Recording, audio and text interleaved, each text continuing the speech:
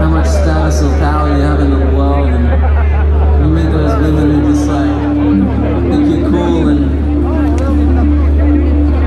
they're not living for like a material existence.